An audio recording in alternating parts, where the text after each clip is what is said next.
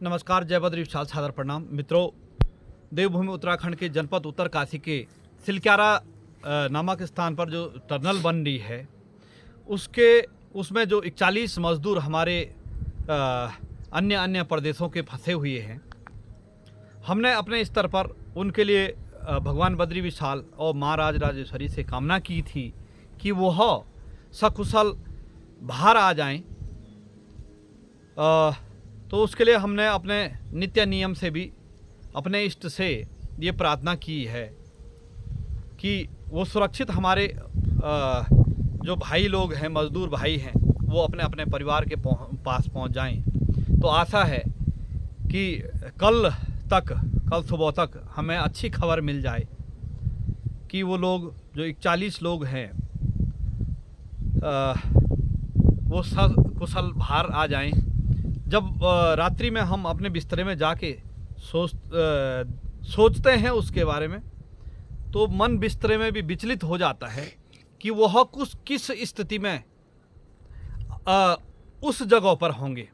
इसी बीच हमने इसलिए ज़्यादा टिक्का टिप्पणी नहीं की कि हमारी तो यही प्रार्थना थी कि वह लोग सकुशल निकल जाएं।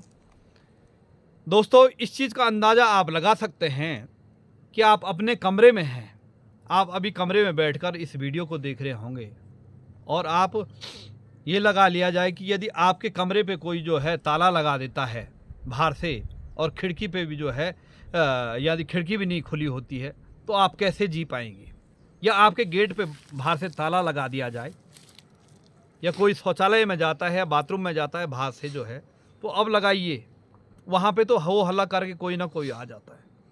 इसी प्रकार से जैसे कोई लिफ्ट में जाता है, आजकल लिफ्टें चलती हैं पहली मंजिल से 10वीं मंजिल 20वीं मंजिल तक, यदि उस बीच में ऐसा हादसा हो जाए तो कितनी बड़ी आपने देखा होगा बीच में जो है कई लिफ्टों में बालिकाएं बच्चियां जो है फंसी है।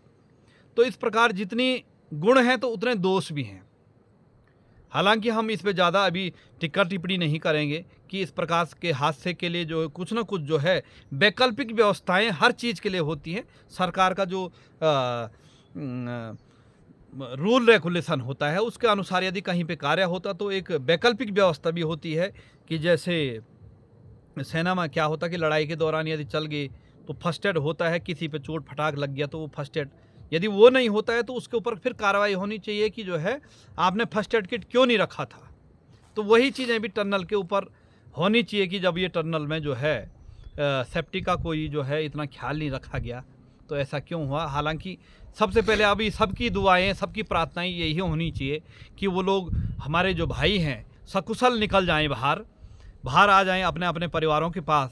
और सरकारों से हमारा भी निवेदन है कि वो सब जब बाहर निकल जाते तो वो भी एक योद्धा की तरह हैं कि जो इतने 11 दिन जो है उनको, यानी ये लगा लीजिए कि 250 घंटे से ऊपर जो है उनको उस टनल में हो चुके हैं। तो आप लगा सकते हैं कि किस प्रकार से वो ज़िंदगी जी रहे होंगे, वो आप भली भांति जानते ही। हमने कहा कि किसी चीज़ को, किसी समस्या को लेकर सबसे पहले अपने को वहाँ पे रखने का प्रयास करें, तब जाके उस चीज़ का एहसास होता है।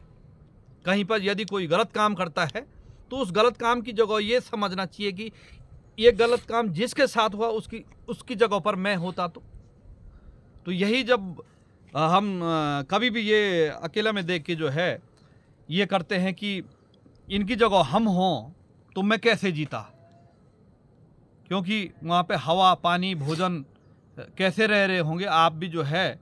ये एक छोटा मोटा जो है इशू नहीं है, बहुत बड़ा इशू है। और ऐसी बात नहीं, एक दो आदमी नहीं, जो है 41 आदमी, 3.5 दर्जन लगभग लोग जो है वहाँ पर मज़दूर, वो भी हमारे भाई हैं, हमारे जैसे उनका परिवार है। तो ज़्यादा न कहते हुए मैं यही सभी लोगों से प्रार्थना करता हूँ कि हमारे पहाड़ में कहते हैं सबसे 12 तारीख यानी उस बड़ी दिवाली को जो है वो अंदर फंसे थे, और कल छोटी दीपावली कहा जाता है, इगास जिसको कहते हैं, वो है। उसके समारोह पे जो है हम ये चाहें कि वो बाहर आ जाएं तो जो है हम उस दिवाली की खुशियाँ और हमारे जो मज़दूर भाई हैं उनकी खुशियाँ वो बाहर आ जाएंगी, वो 41 ज़िंदगियाँ जो है सकुशल बाहर आए तो हमारी हर व्यक्ति की, हर इंसान की एक खुशियाँ दुगनी हो जाएगी। तो मैं भगवान बद्री विशाल से यही कामना करता हूँ। और क्योंकि दुआओं का भी असर होता है मित्रों, ऐसी बात नहीं है। दुआओं से जो है जीते हैं ज़िंदगी। क्योंकि यदि हम भी प्रार्थना करेंगे अपने अपने भगवान बद्री विशाल अपने अपने इष्टों से, तो कहीं ना कहीं उसका असर होगा। तो हम ये सोच रहे हैं कि जो भी वहाँ पे महकमे जो है, जितने भी विभाग वहाँ पे कार्य कर रहे हैं, वो उनको कार्य करने की ताकत मिले और उसी बीच में कोई जो है अनहोनी ना हो। अब हो सकता है प्रकृति का ये जो है कई पराकाष्ठा है, तो कोई इस प्रकार का ये हो जाए तो थोड़ा उसमें जो है विडंबना आ सकती है, समस्या आ सकती है। तो हम फिर एक बार भगवान बद्री विशाल कुल देवता महाराज राजेश्वरी जिठाई देवी से यही प्रार्थना करते हैं कि वह हमारे इगास के पर्व पर वो मज़दूर जो है बाहर आ जाएं सकुशल। उसके बाद हमारी जो खुशियां हैं इगास पर्व को मनाने की, वो दुगनी हो जाए और वो सकुशल अपने परिवार के पास पहुंच जाएं।